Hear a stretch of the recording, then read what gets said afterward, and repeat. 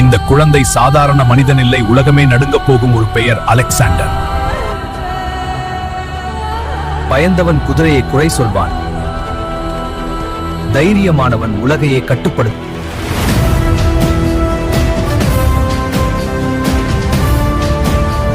இந்த மண் இனி என் வாளால் ஆளப்படும்.